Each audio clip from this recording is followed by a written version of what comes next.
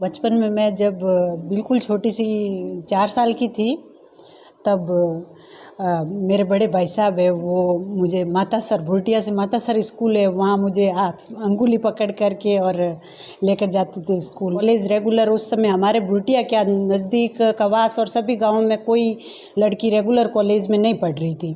उस समय घर के सब लोगों ने मम्मी पापा बड़े भाई साहब और भाभी सब ने कष्ट उठा करके और मुझे रेगुलर पढ़ाया। कभी पिता परिवार ने मुझे पढ़ाया है। तो मुझे एक किसान परिवार से जुड़ी हुई हूँ, सब खेती करते हैं पिताजी वगैरह। जी बिल्कुल, मुझे था कि मैं राजस्थान में टॉप करूँगी।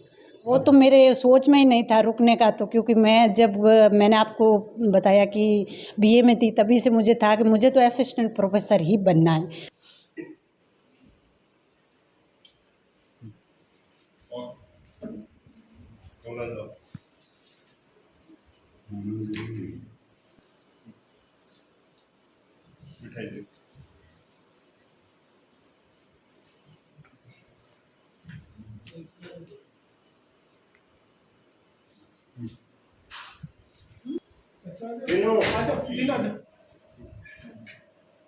मम्मी यार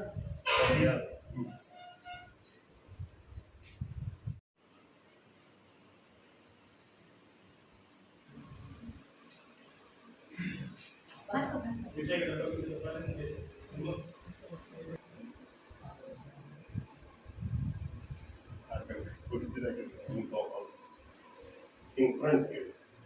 Go to the hinta मैं टॉप करूंगा।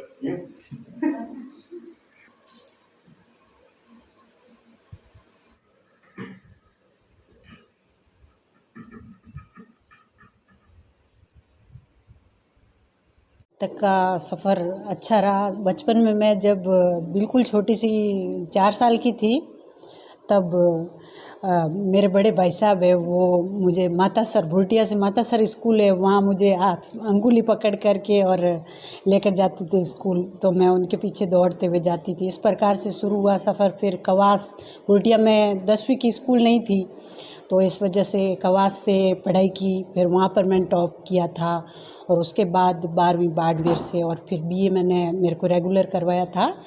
और उसके बाद मैंने एमए तो कर लिया, बीएड किया, फिर एमए किया। और बनना तो मुझे असिस्टेंट प्रोफेसर ही था। जैसे मेरे बड़े दीदी है, कजिन है, वो अभी प्रिंसिपल है, उनको देखकर मुझे लेक्चरर बनने का बहुत शौक़ था बचपन से। लेकिन बाद में जब मैं कॉलेज में आ गई तो बीए में हमारे मुकेश पचौरी सर पढ़ाते थे हिंदी।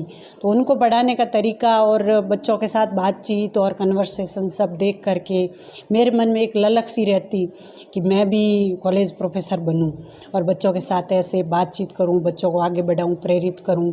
और जैसे मेरे बड़े भाई साहब हैं, उन्होंने मुझे शुरू से लेकर कॉलेज रेगुलर उस समय हमारे भुटिया क्या नज़दीक कवास और सभी गाँवों में कोई लड़की रेगुलर कॉलेज में नहीं पढ़ रही थी। उस समय घर के सब लोगों ने मम्मी पापा बड़े भाई साहब और भाभी सब ने कष्ट उठा करके और मुझे रेगुलर पढ़ाया। कभी पिताजी साथ रहते, कभी माताजी रहते, मतलब किराए पर कमरा लेकर रहना, सब बिल्कुल रेगुलर अध्ययन करवाया। फिर बीएड की मैंने, बीएड करके मैं 2008 में 3rd ग्रेड जॉब में हम दोनों का, मेरे हस्बैंड का और मेरा एक साथ हुआ था। मेरे हस्बैंड पहले CISF में सब इंस्पेक्टर थे, फिर दोनों का एक साथ हमने वहीं तैयारी की। सारी पुस्तकें वहीं साथ में सार सेंटर श्री हरिकोटा लेकर चले गए थे और वहीं पर तैयारी की। दोनों ने कट्टे भर के सर किताबें लेकर गए थे, क्योंकि वहाँ अपने राजस्थान की बुक्स नहीं मिलती है। तो वहाँ अच्छे से तैयारी की और फिर हम दोनों का जब सिलेक्शन हो गया इसमें 3rd ग्रेड में, तो उन्होंने वो सब इंस्पेक्टर का जॉब है वो छोड़ दिया और फिर हम दोनों इधर आ गए, क्योंकि ये अकेले भाई है और एक मेरी ननद है। इस वजह से कि पारिवारिक जिम्मेदारी भी रहेगी और दोनों जॉब भी कर पाएंगे। और मेरे भी बचपन से सपना था कि मुझे जॉब करना है। इतना कष्ट उठाकर परिवार ने मुझे पढ़ाया है, तो मुझे एक किसान परिवार से जुड़ी हुई हूँ, सब खेती करते हैं पिताजी वगैरह। तो इस वजह से मेरे पढ़ने की बहुत, नौकरी करने की ललक थी, दूसरों को सिखाने का था। इस वजह से इन्होंने भी फिर मेरी वजह से इस जॉब को ज्वाइन किया और अभी हम दोनों, मेरे हस्बैंड और मैं दोनों लेक्चरर हैं। वो इतिहास विषय से है और मैं हिंदी से हूँ। और असिस्टेंट प्रोफेसर में भी हम दोनों का ही इंटरव्यू कॉल हुआ था कुछ हो सकता है लिखित में और थोड़ा कम रहने की वजह से उनका इतिहास से सिलेक्शन नहीं हुआ। और मेरा हम दोनों का स्ट्रगल एक साथ ही रहा, एक साथ पढ़ाई की है, एक साथ ही सफल भी हुए, कभी असफल भी हुए, ये सफ़र ऐसे चलता रहा सर। कहते हैं कि सब बिना बिंदी के हिंदी विधवा होती है, तो कितना ध्यान रखना पड़ता था एक एक चीज़ का? जी, हिंदी के बारे में बात करें तो सर हिंदी मुझे शुरू से ही हिंदी विषय में बहुत अधिक इंटरेस्ट रहा है। मैं उपन्यास छोटी सी थी तब मैंने जो भी मुझे मिलता लाइब्रेरी में या कहीं से भी या कहानियाँ अखबार की उनको कटिंग करके रखती पढ़ती। हिंदी पढ़ना और उसको समझना मुझे शुरू से ही अच्छा लगा, कहानी और उपन्यास। इस वजह से मेरा साहित्य में इंटरेस्ट रहा और हिंदी और अंग्रेजी दोनों मेरे पास साहित्य थे। तो फिर मैंने हिंदी का अध्ययन जब शुरू किया तब साहित्य की जो महत्वपूर्ण पुस्तकें हैं वो सारी की सारी मैंने एक जगह लेकर के पहले तो वो सारी पुस्तकें कलेक्ट की, फिर उनका सारा मैंने अध्ययन किया।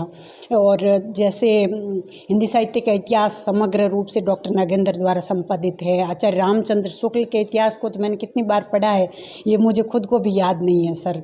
और हिंदी में एक बड़ी बात है, एक दूसरे विषय में तो हम कोई थोड़ा बहुत इधर उधर आइडिया लगा दें, लेकिन हिंदी में तो बिल्कुल एक छोटी सी गलती भी पूरे सवाल को गलत कर देती है। और विश्लेषणात्मक बहुत अधिक है, अवधारणाएं बहुत अधिक रहती है। इस वजह से पूरा गहन रूप से खूब सारी पुस्तकों का मैंने अध्ययन किया। और अभी कॉलेज प्रोफेसर की अगर बात करें सर तो इसमें तो मैंने फर्स्ट पेपर के लिए सारी ऑथेंटिक्स बुक्स जैसे बिहारी रत्नाकर वगैरह मैंने मंगवा करके और सारी की सारी पुस्तकें मैंने पढ़ी। उन्हीं ऑथेंटिक पुस्तकों की प्रस्तावना पढ़ने के कारण फर्स्ट पेपर और सेकंड पेपर दोनों में मेरे बराबर 120 सवाल उनमें सही हुए। और थर्ड पेपर राजस्थान का था तो हम दोनों ने, मेरे हस्बैंड ने और मैंने एक साथ पढ़े। और मेरा भतीज है मोहन, वो भी अभी हिंदी से ही लेक्चरर है, उसने मेरा राजस्थान जी के में काफ़ी उसने सहयोग किया था और हिंदी भी वो प्रश्नोत्तरी पूछ लेता था, वो भी हिंदी से ही है।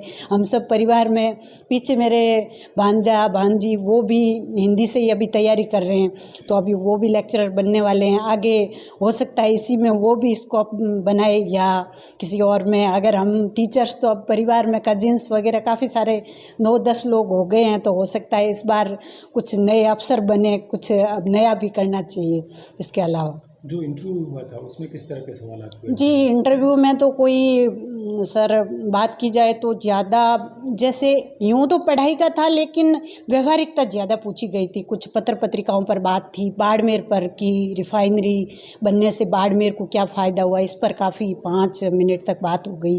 फिर बॉर्डर एरिया पर बात की थी, काफ़ी अच्छे से बात की कि भाई वहाँ के लोगों का जीवन कैसा है, क्या है, उस पर बात की।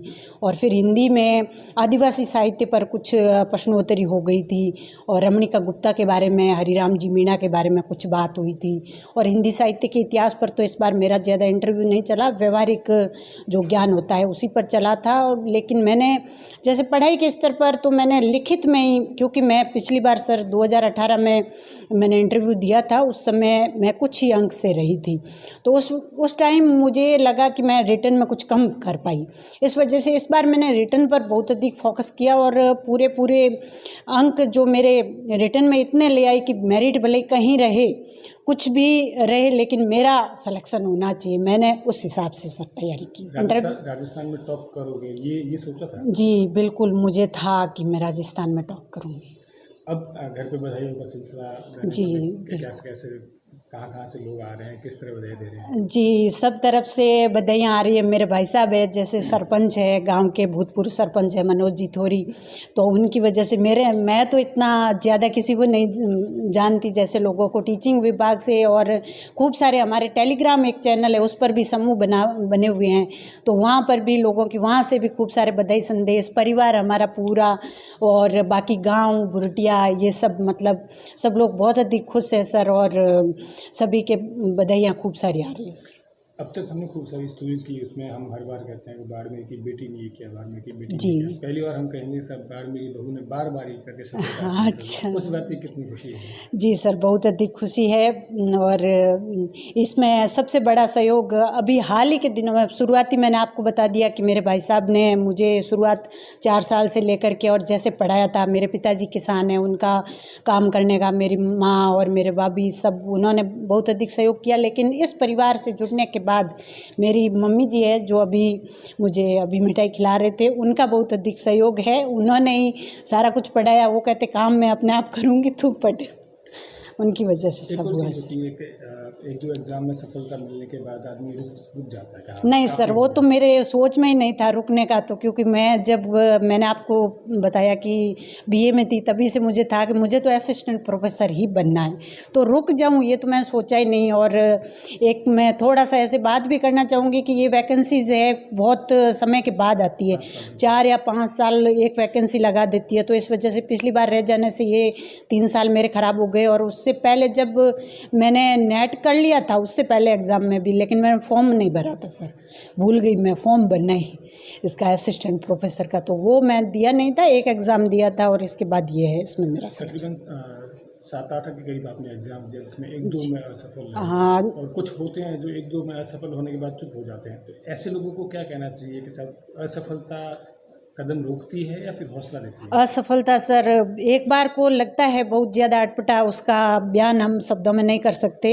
वो दुख है वो खुद व्यक्ति ही उसको महसूस कर सकता है जिसको असफलता मिलती है।